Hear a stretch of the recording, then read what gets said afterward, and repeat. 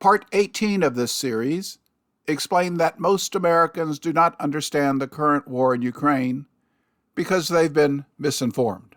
The great Glen Greenwald provides a summary of this propaganda effort. Ever since the 2022 Russian invasion, there has been a large consensus among Western populations supporting their government's financing and sending arms to the government of Ukraine in order to fight against the Russians. It was very predictable that this would happen. We examined the very emotionally effective propaganda that emerged very early on that you could see in real time was really grabbing people and playing on their best interest in order to get them to believe that the intention of this Western war or the West involvement in this war was to spread democracy and protect the Ukrainian people from aggression. And even though it was obvious that the exact opposite is true, that the goal was to sacrifice Ukraine and the Ukrainian people in order to promote the West's own geopolitical interest of weakening Russia. It had nothing to do with defending Ukraine. It was going to destroy Ukraine, and they were going to fight to the last Ukrainian. The propaganda was quite effective. There was an attempt to censor any dissent from it, a very effective and aggressive one, especially by the EU. And anyone offering any kind of opposition at all was immediately stigmatized as a Putin apologist or a Kremlin agent. And as a result, from the beginning of the war, including the United States, large majorities supported it. But as it was also predictable, and as we predicted from the start, once the realities of this war became manifest, once it became clear that none of the goals that were presented were the real goals of the war, that this was just yet another endless war that the United States found 6 months after it finally ended the war in Afghanistan. Just before Russian intervention in 2022, hundreds of American military personnel departed Ukraine, but thousands remained to provide support. Most do not wear American uniforms, or they are former American soldiers well paid as CIA contract workers. Their numbers are secret, but in 2024, retired U.S. Army intelligence officer Tony Shaffer blew the whistle. He follows world events closely and remains in the loop via contacts with friends still working in the government, and stated that some 15,000 Americans are in Ukraine to support the war. Right now, based on the current configuration, we've probably got upwards, I want to say 15,000 in some form or another. And those 15,000 Americans on the ground in Ukraine? Judge, we don't have when we do something, we don't have a small footprint. Let me break that down. About 7 of those 1,000 are administrators and providers of logistical support. Another 3,000 are individuals relating to CIA and the intelligence collection and gathering effort to include going out and being out in the field and doing things. So, and then you've got another, 5,000. My numbers may not add up here perfectly, but I'm giving estimates. There's another 3,000 to 5,000 that are engaged just in general activities, helping the Ukrainian government govern, do the different things. See, all these things that would do. We are literally trying to make Ukraine the 51st state of the United States by all the activity we're doing. Have any of them been killed or injured? Oh yeah. Yeah, they have been killed. But again, there's been no reporting on this because the policy is if someone is killed or injured, there's no reporting on it at all. There's a blackout. This is the Biden policy. And so the government, the Biden administration, has duped the entire media, the mainstream media, which it feeds and which is in bed with it, and even the alternative media like this and other similar programs that challenge the government. We've all been duped. None of us have been told the truth about Americans being killed in Ukraine. Do I have that right? You do have that right. And American mercenaries fighting in Ukraine have been documented in hundreds of video clips that never appear in American media. Many took part in the recent incursion into Russia. Go, BMP! Alpha, we're gonna go in this house and try to get a fucking flank on it.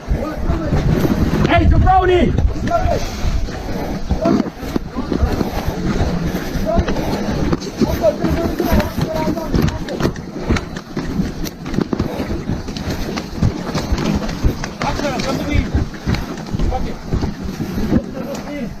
Yeah, we need the guns out. Hey, you on me. Hey, push up here to the left. Let's see if we can get around this building to the left, right?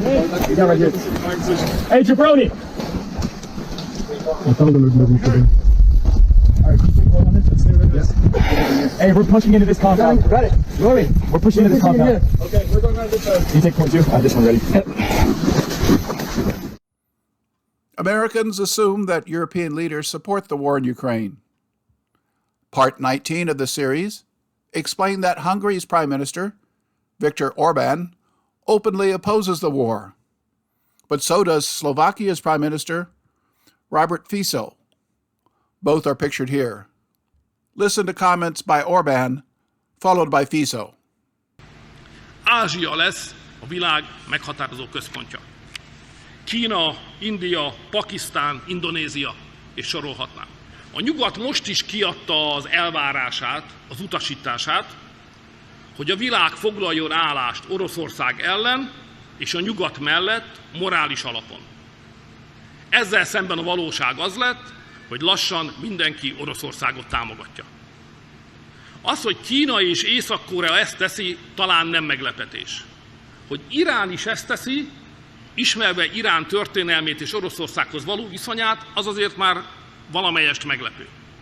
De hogy India, amit a nyugati világ a legnépesebb demokráciának titulál, és az oroszok mellett van, ez mellbevágó. Az, hogy Törökország nem hajlandó elfogadni a nyugat morális alapú elvárását, pedig NATO tag, végképp meglepő, és az, hogy a muszlim világ nem ellenséget, hanem partnert lát Oroszországban, teljesen váratlan. A háború felfedte azt a tényt, hogy a világ jelenlegi legnagyobb problémája a nyugat gyengesége, illetve szétesése. Od roku 2014 po Majdane je Ukrajina pod totálnou kontrolou a vplyvom Spojených štátov amerických. Prečo prezident Rusky dal pokyn na použitie vojenskej síly na Ukrajine? Ak si predstavte, že máte Mexiko, ktoré susedí s vami, a si predstavte, že v Mexiku ministerstvo obrany komplet pod kontrolou Ruskej federácie. Celá politická scéna vrátane prezidenta vlády pod kontrolou Ruskej federácie. Predstavte si, že by ešte Rusi tlačili to Mexiko do nejakej vojenskej organizácie, v ktorej Rusko zohráva dominantnú úlohu. Čo by ste urobili? Argument je racionálny. Ukrajina nie je suverénna samostatná krajina. Ukrajina je pod absolútnym vplyvom Spojených štátov amerických. A rebellion is brewing as members of the European Parliament openly criticize continuing this proxy war with Russia, while its new foreign policy chief refuses to speak to Putin about a peaceful settlement. So she's now the top diplomat, right? So she's now the EU foreign policy chief. And listen to what the European Union's foreign policy chief has to say about negotiating with a nuclear power to end a war. Watch this. To me, it's the question, why talk to him? I mean, why? She means Putin. Why talk to Putin? To me, it's the question, why talk to him? I mean, why? That's a good point. Why should she talk to Putin, seeing as how she's not Ukrainian and also Ukraine isn't part of the European Union? So it's really none of her fucking business, right?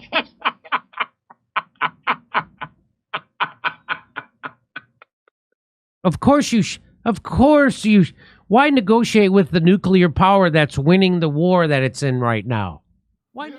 Americans are told that Vladimir Putin is Russia's dictator, even though he was just reelected with a large majority. The Russian Constitution prohibits its president from serving more than 2 consecutive terms. So in 2008, Dmitry Medvedev, pictured here with Putin, was elected for a 4-year term, Then Putin was elected once again in 2012, and 2 more times after a national referendum modified the Constitution.